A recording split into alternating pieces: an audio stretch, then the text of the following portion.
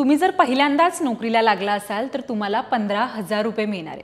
हो, हे खरं आहे, कारण की कंपनी तुम्हाला PFच्या स्वरूपात काही पैसे देते आणि PFचं जर पहिल्यांदाच तुम्ही अकाउंट ओपन केलं असेल तर तुम्हाला 15,000 रुपये मिळणार आहेत. EPFOने ही घोषणा केली आहे. नेमके हे पैसे कसे मिळणार आहेत आणि कशा प्रकारे मिळणार आहेत ते आपण या व्हिडिओत पाहू. केंद्र सरकारने 1 जुलै रोजी ELI म्हणजेच एम्प्लॉयमेंट लिंक्ड इन्सेंटिव्ह योजनेला मंजुरी दिली आहे. ही योजना 1 ऑगस्ट 2025 ते 31 जुलै 2027 या दरम्यान सुरू राहणार आहे. या 2 वर्षाच्या काळात पहिली नोकरी करणाऱ्या कर्मचाऱ्यांना 15,000 रुपयांचा प्रोत्साहन भत्ता दिला जाईल. हा भत्ता 2 टप्प्यात दिला जाणार आहे. या योजनेद्वारे नोकरी देणाऱ्या संस्थांना किंवा कंपन्यांना भत्ता दिला जाणार आहे.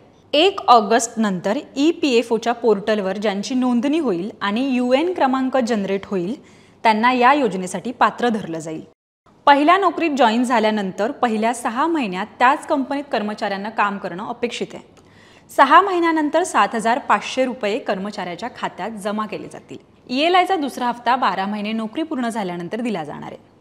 दुसऱ्या हप्त्यापैकी काही रक्कम बचत म्हणून ठेवली जाईल, ती निश्चित कालावधीनंतर कर्मचाऱ्याला काढता येईल.